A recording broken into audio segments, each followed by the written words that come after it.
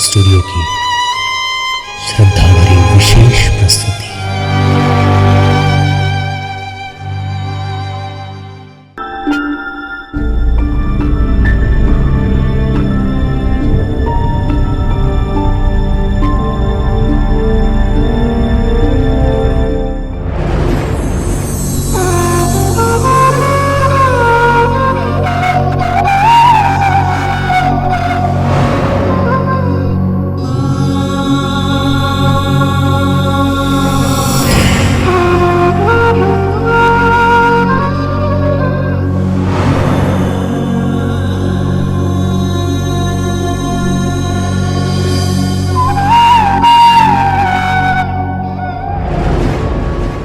Piece of mind channel में आपका स्वागत है। आज विशेष खबर में आपको हम अवगत कराने जा रहे हैं एक ऐसी महाविभूति से जिनका आध्यात्मिक प्रकाश आज भी पूरी दुनिया को अलौकित कर रहा है। प्रस्तुत है ब्रह्मा कुमारी संस्था की पूर्व मुख्य प्रशासिका राजयोगिनी दादी प्रकाश मणि की पुण्यतिथि पर स्मृति विशेष पूनम वर्मा के साथ।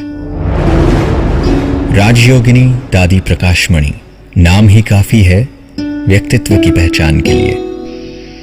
पूरे विश्व में यह एक ऐसा नाम है जिनके द्वारा प्रवाहित आध्यात्मिक प्रकाश की मणि पूरे विश्व को आज भी प्रकाशमान कर रही है। प्रजापिता ब्रह्मा कुमारी ईश्वरीय विश्वविद्यालय में पूरी जिंदगी देने वाली दादी ने संस्था को एक नन्हे से पौधे से वटवृक्ष के भांति बड़ा करने में महत्वपूर्ण भूमिका निभाई। उन्होंने सूरज की भांति पूरे संसार में न केवल महिलाओं को बल्कि समस्त मानव जाति को एक नया रास्ता बताया। दादी ने महिलाओं को उस दौर में एक सम्मानजनक दर्जा दिलाया जब इस देश में व समाज में महिलाओं के अधिकारों की चर्चा तक नहीं होती थी। आध्यात्मिक ज्ञान और राजयोग के बल पर उन्होंने पूरे विश्व में एक मिसाल कायम की। लाखों लोगों की जिंदगी को उजाला करती हुई उन्हें विश्व की दादी का सम्मान मिला। उन्हें सम्मान तो मिला ही, साथ ही अंतर्राष्ट्रीय शांति दूत तक के अवार्ड से भी नवाजा गया। दादी पूरे विश्व में जाति, धर्म और ऊंच नीच की दीवारों को तोड़ते हुए एक बेहतर समाज की स्थापना में तत्पर रहीं।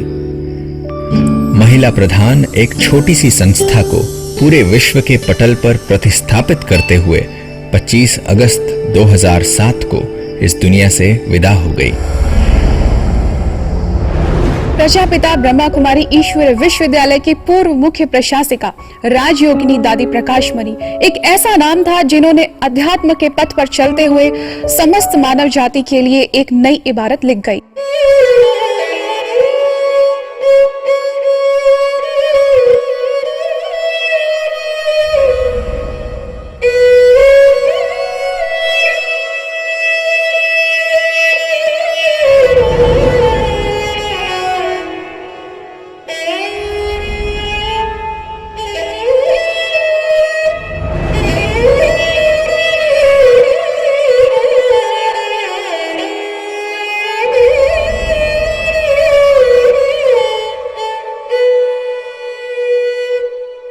दादी प्रकाश मणि का जन्म सन 1922 में हैदराबाद सिंध में हुआ, जो अभी पाकिस्तान में है। उनका लौकिक नाम रमा था और बचपन से ही उनमें होनहार बीरवान के प्रबल लक्षण दिखाई देने लगे थे। उनके पिता स्वामी गंगेश्वरानंद जी के शिष्य थे। वे व्यापारी होने के साथ साथ एक प्रसिद्ध ज्योतिषी भी थे। उन्हें यह पता चल गया था कि उनकी बेटी शादी नहीं करेगी और मीरा जैसी एक विश्वविख्यात साध्वी बनेगी।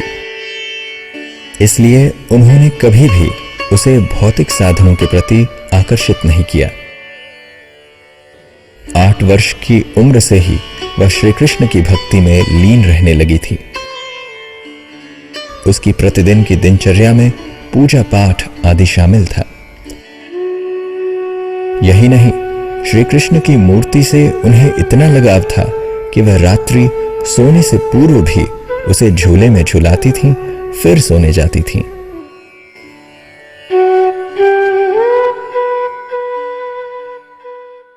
दादी जी के अंदर सभ्यता और विनम्रता के भाव इतने प्रबल थे कि बड़ों का आदर करना और मीठे बोल बोलना उनके संस्कार में था।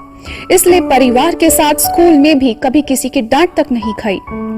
सादगी और सात्विकता भी उनमें जन्मजात गुण थे। उन्हें श्री कृष्ण के साक्षात्कार की प्रबल इच्छा थी। दादी प्रकाशमणि जी यानी रमा को बचपन से ही श्री कृष्ण से मिलने की प्रबल इच्छा थी, इसलिए वह दिन रात उसकी भक्ति में डूबी रहती थी।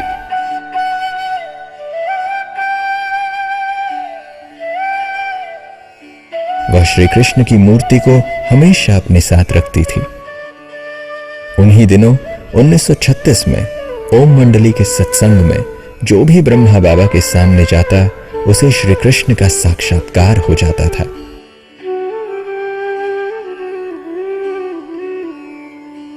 श्री कृष्ण से मिलने की लालसा दादी को ब्रह्मा बाबा के समीप ले गई और वह अपनी सहेली के साथ सत्संग में जाने लगी। उस समय वह मात्र 14 वर्ष की थी। यहीं से उनका रुझान उस सत्संग की ओर आरंभ हुआ जो बाद में ईश्वरीय मिशन का रूप लेता गया। सन 1936 का समय संस्था का प्रारंभिक दौर का समय था। जैसे ही दादी ब्रह्मा बाबा के संपर्क में आई, उन्होंने ये तय कर लिया कि अब इसी रास्ते पर ही चलना है। यहीं से उनके आध्यात्मिक पथ का सफर शुरू हो गया। प्रजापिता ब्रह्मा बाबा भी दादी प्रकाशमणि को देखते ही ये समझ गए थे कि यह बच्ची संस्था को नई ऊंचाइयों पर ले जाएगी और संस्था का नेतृत्व करेगी। संस्था में पूर्ण रूप आने के बाद उन्हें श्री कृष्ण का पहला साक्षात्कार हुआ।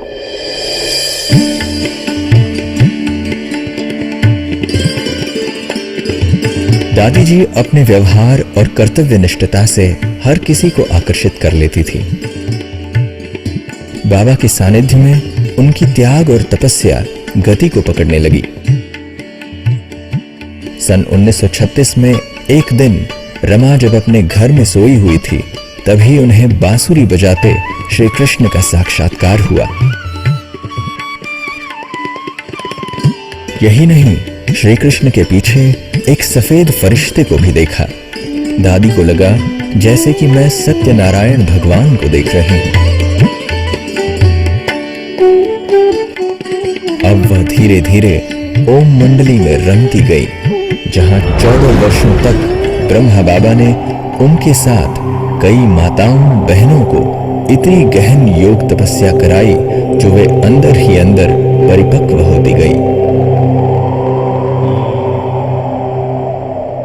हम आए, दादी थोड़ा पहले आई थी। ब्रह्मा कुमारी जीवन एक आदर्श जीवन है, ऐसा हमने दादी जी के जीवन से देखा।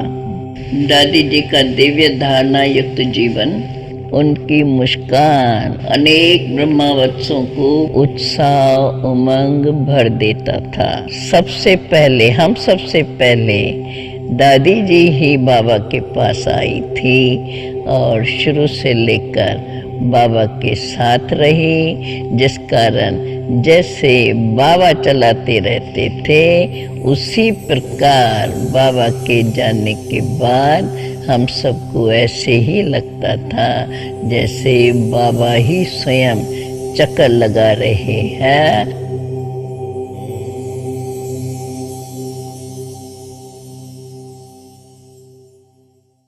संस्था में आने के बाद दादी ने कभी पीछे मुड़कर नहीं देखा। वे धीरे धीरे आध्यात्मिक ऊंचाइयों को छूते हुए एक महान व्यक्तित्व के रूप की ओर अग्रसर हुई। उनकी इस योग्यताओं के आधार पर पहली बार प्रजापिता ब्रह्मा बाबा ने सन 1954 में संस्था का प्रतिनिधित्व करने के लिए दादी के साथ संस्था का एक दल जापान दौरे पर भेजा, जहां उन्होंने द्वितीय विश्व धर्म सभा को संबोधित किया। ओम मंडली में आने के बाद बाबा ने दादी जी का नाम कुमार का रखा।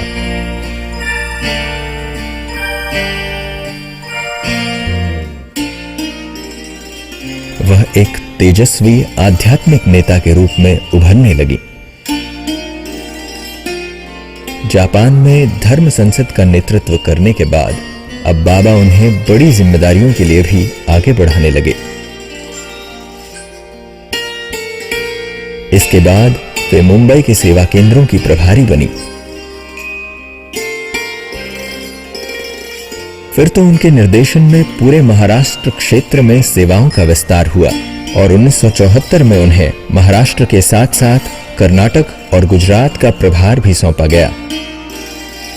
यह कारवां बढ़ता रहा और उनके साथ 6 सदस्यों के दल ने विश्व में कई देशों में जाकर अनेक सेवा केंद्रों की नींव रखी और भारतीय संस्कृति को एक नया रूप देना प्रारंभ कर दिया।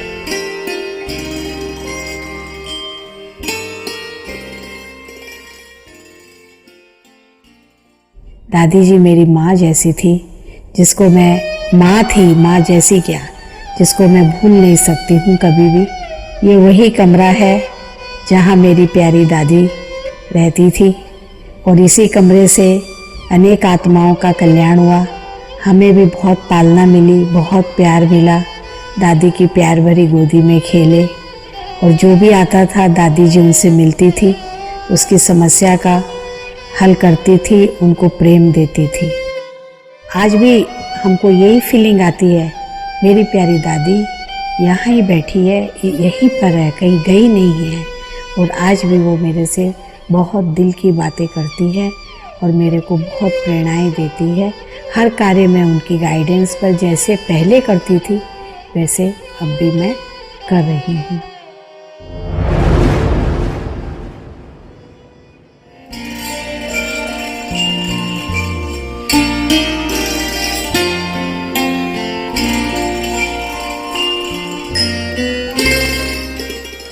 प्रजापिता ब्रह्मा बाबा ने इनके तेज और आध्यात्मिक प्रकाश को देखते हुए दादी को प्रकाश मणि के नाम से सुशोभित किया।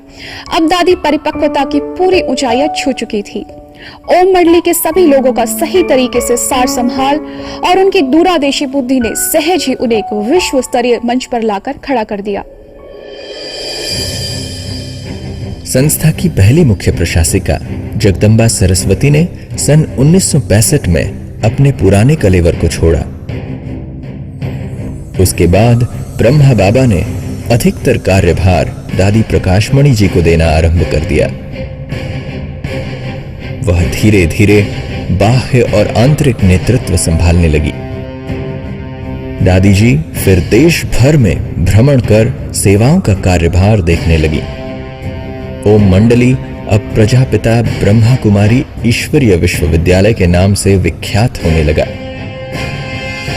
फिर तो धीरे धीरे संस्था के संस्थापक प्रजापिता ब्रह्मा की स्थिति भी उपराम होने लगी। दादी प्रकाशमणि के साथ बहुत ही पुराना संबंध था।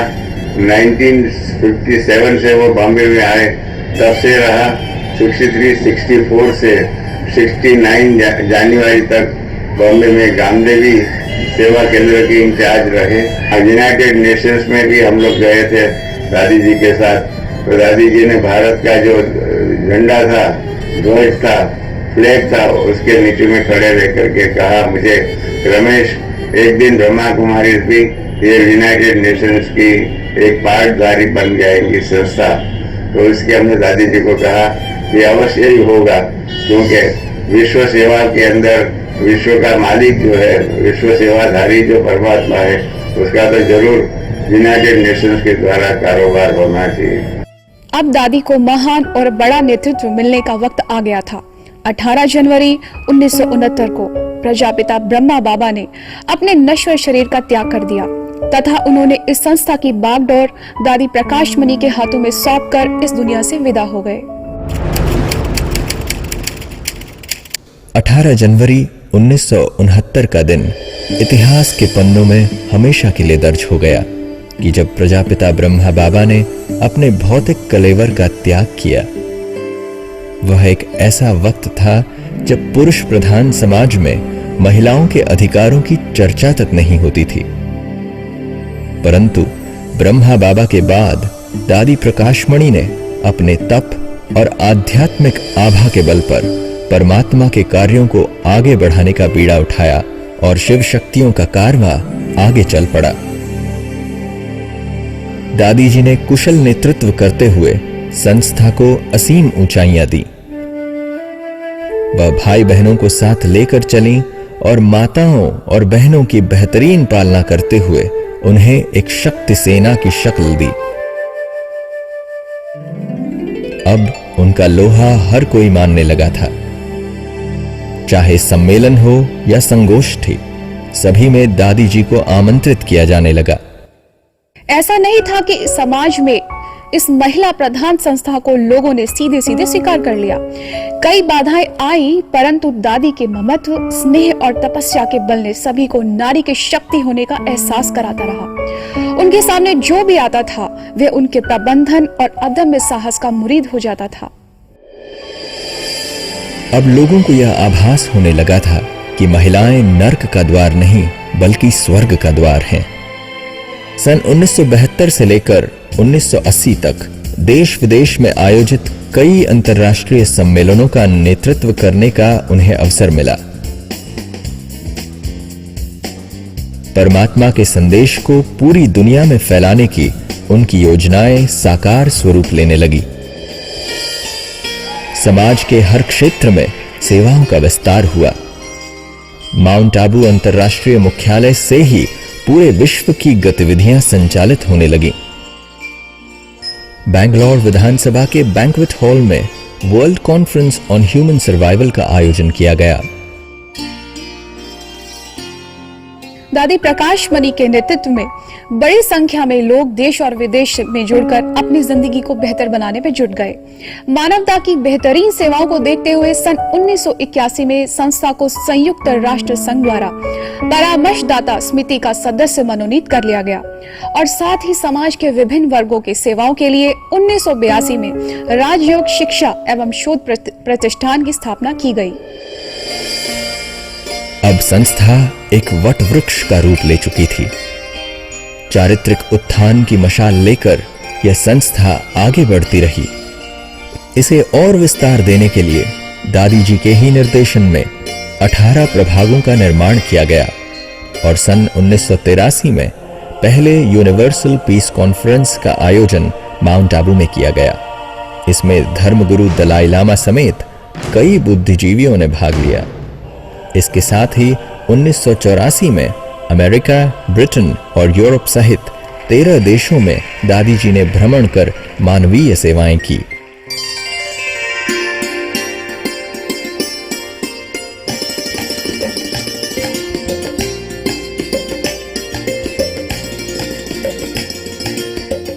मैं कौन, मेरा कौन और मुझे क्या करना है, वो मैंने मीठी दादी से सीखा। अभी दादी दादी दादी दादी दादी करे तो दादी के वंडरफुल बचपन से लेकर के दादी को देखा था। ज्ञान में आने के पहले भी दादी साधारण लड़की नहीं थी। जब बाबा की बनी तब से लेकर के दादी को दादी कहा। लंदन में यहाँ भी कहाँ का दादी मुझे ऐसे बाकी पहन के बैठी है। वो फोटो बड़ा अच्छा, जब मैं फोटो देखती हूँ दादी मुझे ऐसे गले लगा के खड़े खड़े खड़े। लंदन में भी बगीचे में ऐसे प्यार कर रही थी। ऐसे फोटो जहाँ तहाँ देखा ही पड़ता है, पर फोटो तो फोटो है, पर अंदर जो भाषा ली हुई है वो तो दिल में अंदर छपी पड़ी है ना। संस्था के महान सामाजिक कार्यों के लिए राजयोगिनी दादी प्रकाश मणि को 1987 में अंतर्राष्ट्रीय शांति दूत से नवाजा गया। संस्था ने अपने 50 वर्ष पूर्ण कर लिए थे, जिसके उपलक्ष्य में 1986 में गोल्डन जुबली वर्ष भी मनाया गया। साथ ही संस्था को संयुक्त राष्ट्र संघ द्वारा पीस मेडल भी दिया गया।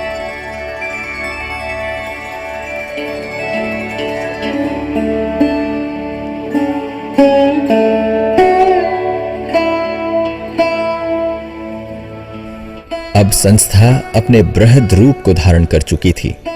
चारों ओर सेवाओं का विस्तार होने लगा था, जिसके तहत पूरे विश्व में शाखाओं का खुलना प्रारंभ हो चुका था। सन 1988, 1989 एवं 1990 में global cooperation for a better world समेत कई प्रोजेक्ट चलाए गए, जिसको 122 देशों में एक साथ चलाया गया। इसमें भारत के पूर्व प्रधानमंत्री राजीव गांधी समेत कई प्रख्यात हस्तियों ने संस्था के कार्यों को सराहा तथा पूरा सहयोग दिया। उनके निर्देशन में यह संस्था अब सभी वर्गों में अपनी पैठ बना चुकी थी। इसको देखते हुए मोहनलाल सुखाड़िया विश्वविद्यालय ने दादी जी को डॉक्टरेट की उपाधि से नवाजा। जैसे वो मिलती थी तो बहुत ही अपनेपन की भावना, अपनेपन की बातें आती थी और साथ में ज्ञान और योग के हिसाब से भी उनका जीवन बहुत ही सुंदर था। एक नेचुरल जीवन क्या होता है, ईश्वरी जीवन, उनके प्रैक्टिकल लाइफ से दिखता था। 14 मास 14 महीने दादी जी हमेशा मुझे यही चाहती थी कि आसपास रहे, साथ में हम लोग बैठकर ईश्वरी महावाक्य जिसको हम मुरली कहते हैं वो पढ़ते थे। दादी जी थोड़ा सुनाते फिर मुझे दे देते कि आप सुनाओ।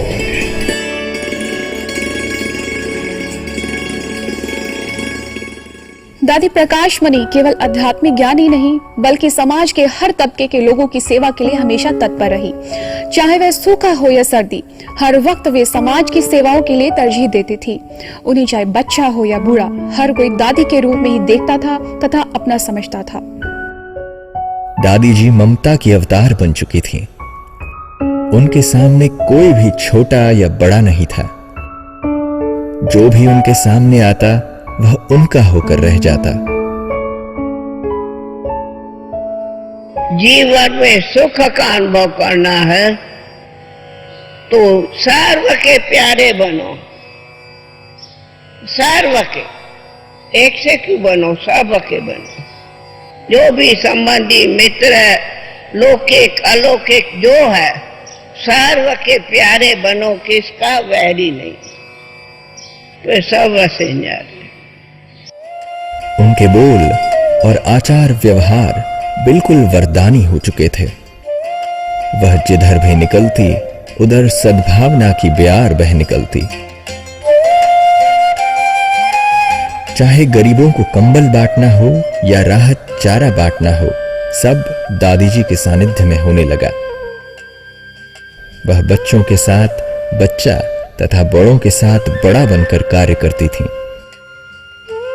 वह कभी बैडमिंटन तो कभी क्रिकेट खेलकर लोगों का दिल जीत लेती थी। दादी ने विज्ञान और आध्यात्मिकता को साथ रखते हुए व्यक्तिगत उन्नति में इसका उपयोग किया। संस्था ने अनेक ऊंचाइयां प्राप्त की। दादी का आध्यात्मिक प्रकाश पूरे विश्व को आलोकित करने लगा। यही नहीं, दादी 87 वर्ष की उम्र में एक फरिश्ता हो चुकी थी। दैहिक उपराम रहते हुए 25 अगस्त 2007 को अपने नश्वर शरीर को त्याग कर इस दुनिया से विदा हो गई। दादी प्रकाशमणि जी का आध्यात्मिक प्रकाश पूरे विश्व में फैलने लगा। वह पूरे विश्व की दादी बन गई। उनके सानिध्य में संस्था ने विश्व के 138 देशों में आध्यात्मिक ज्ञान के जरिए जाति, धर्म और सरहद की दीवारों को तोड़ा। इसके कारण कई प्रदेशों के राज्यपालों तथा मुख्यमंत्रियों ने उन्हें राजकीय सम्मान भी दिया। दादी जी को देख करके ऐसे वो प्रकाश की मणि चमक रही थी। ऐसा सुंदर हर्षित चेहरा था जो मुझे प्रेरणा आई कि मैं भी अपनी जीवन ऐसे बनाऊं। दादी जी ने जितना दादी जी ने जिम्मेवारी का ताज पहना, उतना ही दादी जी ने लाइट अपने को रखा। दादी जी कभी नहीं किसी की कमी दिखाई, हमेशा कहती थी सब अच्छे हैं, सब अच्छे हैं।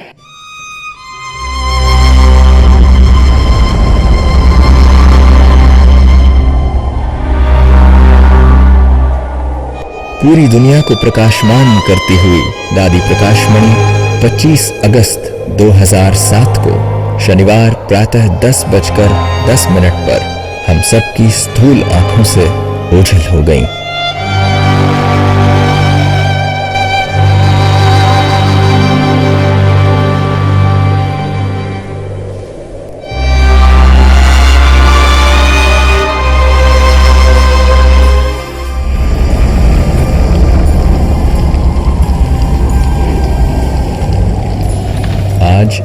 भले ही वह साकार रूप में हमारे बीच में नहीं है, परंतु उनका मार्गदर्शन आज भी लाखों लोगों की जिंदगी में ज्ञान की रोशनी भर रहा है।